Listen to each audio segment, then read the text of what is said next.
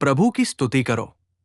प्रभु यीशु मसीह के नाम पर मैं होसैना मिनिस्ट्रीज की ओर से आपको हार्दिक बधाई देता हूं।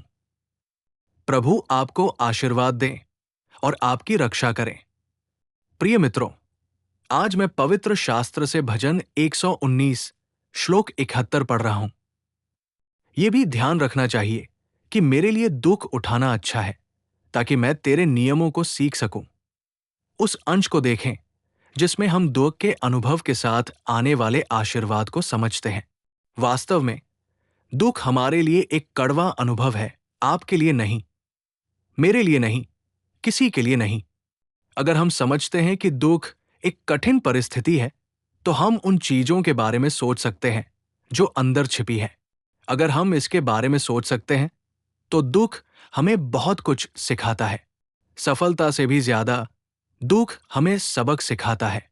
हार हमें सबक सिखाती है। कठिन अनुभव हमें ज्ञान प्रदान करते हैं।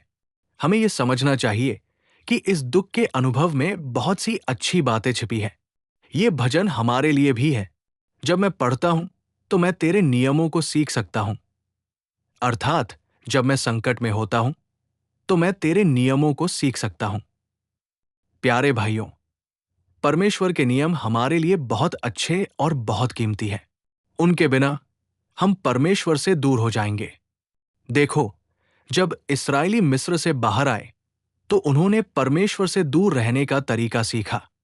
वे परमेश्वर से दूर जा रहे थे। वे अपने दाहिने और बाएं हाथ के बीच का अंतर नहीं जानते थे। तब यहोवा ने उन्हें कुछ नियम दिए ताकि वे परमेश्वर के सामने दोषी न ठहरें। तुम मेरे सामने कोई दूसरा देवता न मानो, क्योंकि तुम मुझसे दूर जा रहे हो। मेरे सामने तुम्हारा कोई दूसरा देवता न हो, न ऊपर स्वर्ग में, न पृथ्वी पर, न पृथ्वी के नीचे जल में, न कहीं और। अपनी माता और अपने पिता का आदर करो। उसने हमें ऐसे नियम क्यों दिए? अर्थात ताकि वे उसके सामने दोषी न ठहरें। मेरे प्यारे भाइयों, ये ईश्वर के नियम हैं जो हमें ईश्वर के करीब लाते हैं। ईश्वर के नियम, ईश्वर के नियम, ईश्वर की आज्ञाएं, आज्ञाएं, ये नियम, ये नियम, ये नियम हम किसी भी समय सीख सकते हैं। अर्थात जब हम संकट में होते हैं तो ये संकट हमें कुछ नियम दिखाएगा, तब हम स्थिर जीवन जी सकेंगे। तो आज मेरे प्यारे भाइयों, हमें यह महसूस करना चाहिए कि ये संकट कितना अच्छा है और संकट के उस दिन उस सबक को सीखना चाहिए। इसके अलावा जब संकट होता है तो पवित्र शास्त्र में कुछ शब्द स्पष्ट रूप से लिखे होते हैं। मैं आपको उनमें से केवल कुछ ही बताऊंगा। जब हम इतिहास की दूसरी पुस्तक अध्याय 15 श्लोक 7 पढ़ते हैं, कमजोर मत बनो बल्कि साहसी बनो, तुम्हारा काम सफल होगा। अध्याय देखें, हमें साहस रखना चाहिए। जब हम संकट में होते हैं तो सबसे पहले हम ये साहस खो देते हैं। लेकिन वास्तव में संकट के दिन हमें जिस चीज की जरूरत होती है वो है साहस। वचन में लिखा है, हमारे काम सफल होंगे। हो सकता है, लेकिन आज हम उथल पुथल में हैं। हमारा मन स्थिर नहीं है। हम परेशान हैं। जब हम मुसीबत में होते हैं तो हम घबरा जाते हैं। हम भ्रमित होने से थक चुके हैं। हम थके हुए और थके हुए हैं। हम मसीह से दूर हो रहे हैं। मेरे प्यारे भाइयों, हम कई मौकों पर पवित्र शास्त्र में पढ़ते हैं, साहसी बनो, मजबूत बनो, डरो मत। हम कितनी आयतों में देखते हैं कि पवित्र आत्मा कितनी बार पवित्र शास्त्र में लिखता है, डरो मत, डरो मत। आप अय्यूब की पुस्तक में उसके दोस्तों के शब्द भी पढ़ते हैं, यदि तुम संकट के दिन हतोत्साहित हो तो तुम असहाय हो जाओगे। यह सच है कि हतोत्साहित होना एक बहुत ही भयानक स्थिति है। हिम्मत हारना एक बहुत ही बुरी स्थिति है। हमारे पूर्वजों का इतिहास हमें बताता है कि वे धर्मी थे, इसलिए वे शेरों की तरह साहसी थे। इसलिए मेरे प्यारे भाइयों, हम वचन में पढ़ते हैं कि हमें दुखों का लाभ उठाना चाहिए। हमें दुखों में मिलने वाले आशीर्वाद को प्राप्त करने में सक्षम होना चाहिए। हमें उस लाभ का अनुभव करना चाहिए और उसे देखना चाहिए। लेकिन हमें निराश नहीं होना चाहिए। हमें साहस की आवश्यकता है। परमेश्वर का वचन कहता है, कई बार बहादुर बनो, बहादुर बनो, बहादुर बनो। तुम्हारे काम सफल होंगे। तुम्हें इस बात की चिंता करने की जरूरत नहीं है कि क्या होगा, क्या होगा, क्या होगा। बहादुर बनो। परमेश्वर का वचन आज भी हमसे बात करता है। यदि आप पवित्र पुस्तक में एक और वचन पढ़ते हैं कि हमें इस संकट के दिन में कैसे रहना चाहिए। भजन संहिता की पुस्तक, भजन 50, श्लोक 15। मैं पढ़ रहा हूं। तुम संकट के समय मुझे पुकारोगे, मैं तुम्हें छुड़ाऊंगा। आपको और क्या चाहिए? हमें संकट के समय में टूटने की जरूरत नहीं है। हमें उत्तेजित होने की जरूरत नहीं है और हमें दुख और शोक से अभिभूत होने की जरूरत नहीं है। वचन स्पष्ट रूप से कहता है, तुम मुझे पुकारो, प्रार्थना करो। प्रार्थना से बढ़कर कुछ नहीं है। प्रार्थना से बढ़कर कुछ नहीं है। प्रार्थना से बढ़कर कुछ नहीं है। सबसे अच्छी और सबसे ऊंची प्रार्थना है। हमारे पूर्वजों को देखो, जब समस्याएं आईं तो वे चिल्लाए। उन्होंने अपने आप को टाट और राख से लपेटा। बैठ जाओ, प्रार्थना करना शुरू करें। और क्या है? हमारे पास कौन सा हथियार है? हमारे पास क्या है? अगर हम एक काम कर सकें, अगर हम प्रार्थना कर सकें, तो कोई भी समस्या बादल की तरह छंट जाएगी। क्योंकि प्रार्थना से परे कोई समस्या नहीं है। प्रार्थना से परे कोई कठिनाई नहीं है। हम केवल अपने प्रभु से मदद मांग सकते हैं। अगर हम कर सकते हैं तो हम प्रभु को बता सकते हैं। अगर हम उन्हें पुकार सकते हैं। मेरे प्यारे भाइयों, हमारे पूर्वजों और राजाओं के इतिहास को देखें। उनकी कमजोरी और दुर्बलता में हम भगवान के पास गए। प्रार्थना करने जाओ, प्रार्थना करने जाओ। तुम प्रार्थना करने में सक्षम थे। हम किसके पास जा रहे हैं? हम किस पर भरोसा कर रहे हैं? हम किस पर ध्यान केंद्रित कर रहे हैं? हम किस में रुचि रखते हैं? प्रार्थना करें। यह पारिवारिक समस्या की तरह नहीं है। क्या समाज में कुछ समस्याएं हैं या कुछ व्यक्तिगत समस्याएं हैं? इन सभी का समाधान प्रार्थना है। प्रार्थना का अर्थ है प्रभु से यह कहना कि वही सब कुछ कर सकता है। वो सब कुछ कर देगा। वो अपनी शक्ति के अनुसार अपनी भुजाएं फैलाता है और चमत्कार करता है। हमें पुकारने में सक्षम होना चाहिए।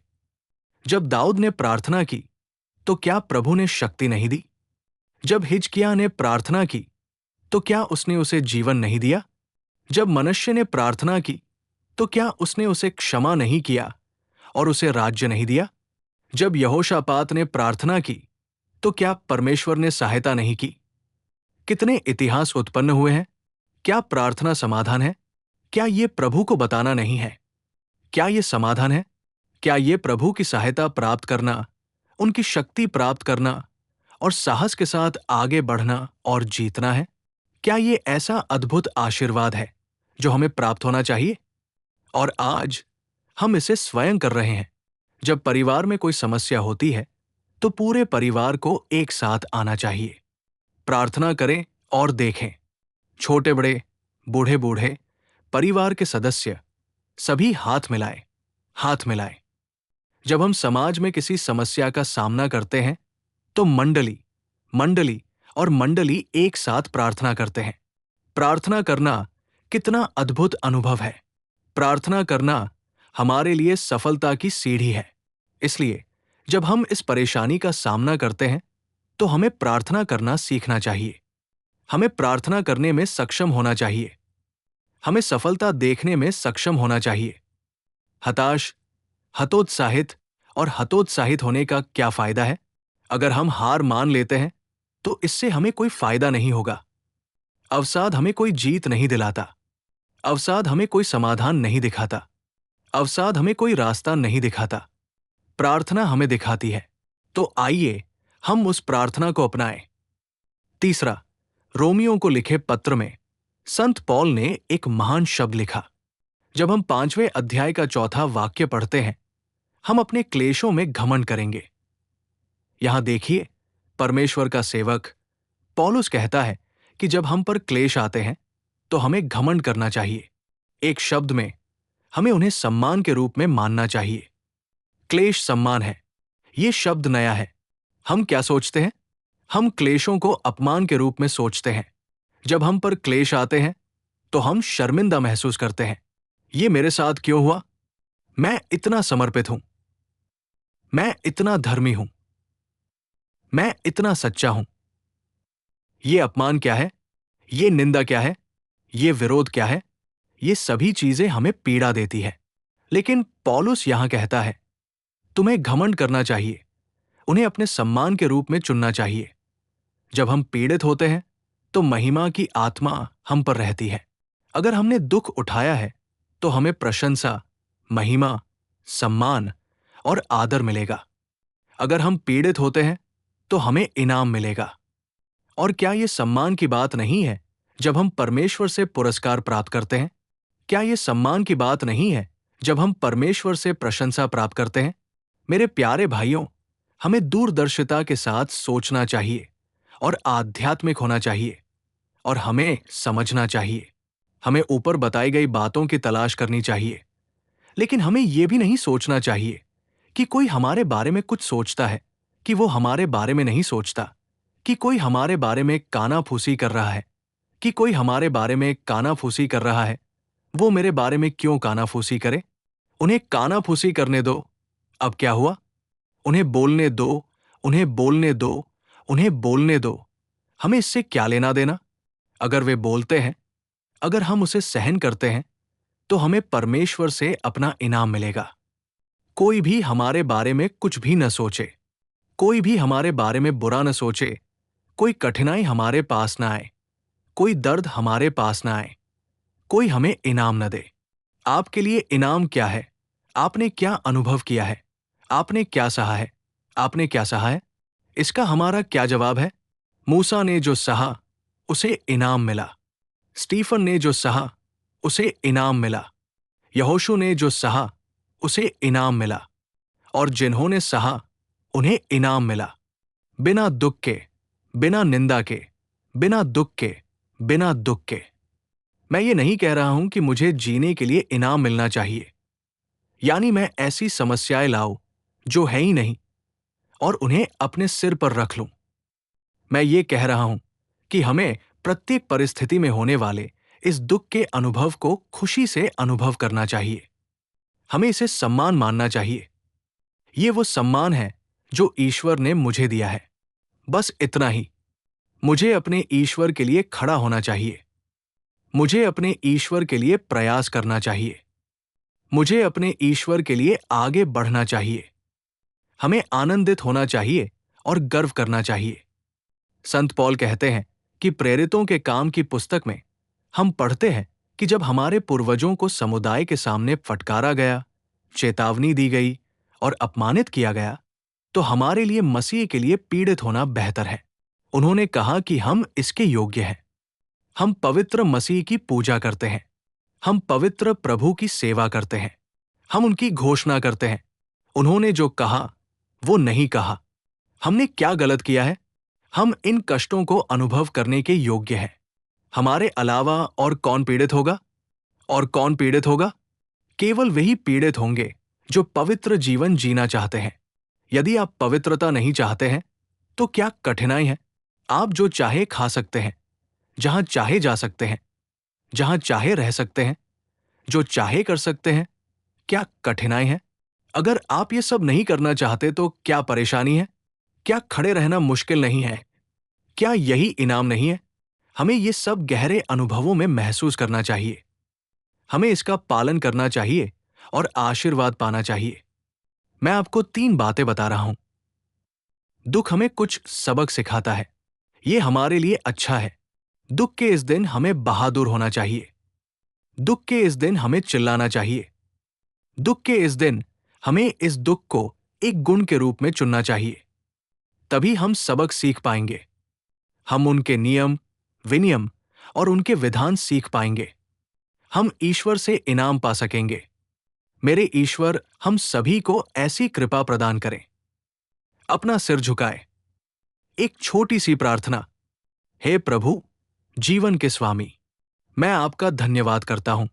नैना, हमने दुख को अपने लिए कड़वा चुना है, लेकिन आज हम इस बात पर ध्यान देने में सक्षम हैं कि इसमें कितनी मीठी यादें हैं। दुख के दिन हमने आपके नियमों को सीखा और मैं आपसे विनती करता हूं कि आप हमें नियमों के अनुसार जीने की कृपा दिखाएं। आपके करीब रहें और आपसे चिपके रहें। मुसीबत के दिन साहसी बने। आपकी दुहाई दे, इसे महिमा के रूप में चुने। हमने आपके शास्त्रों से सीखा है ताकि हम इस तरह से कदम उठा सकें। हमें शक्ति और धैर्य दे। हमें धैर्य सिखाएं और हमें आपके हाथों में ले जाएं। मैं यीशु के नाम पर आपसे प्रार्थना करता हूं और विनती करता हूं। पिता, आमीन, आमीन। प्रभु आपको आशीर्वाद दे और आपको आशीर्वाद दे और मेरा भगवान आपको इस पूरे दिन भरपूर आशीर्वाद दे। आमीन, आमीन। हर दिन इन दैनिक पारिवारिक संदेशों के लिए और अधिक आध्यात्मिक संदेशों के लिए हमारे YouTube चैनल की सदस्यता लें।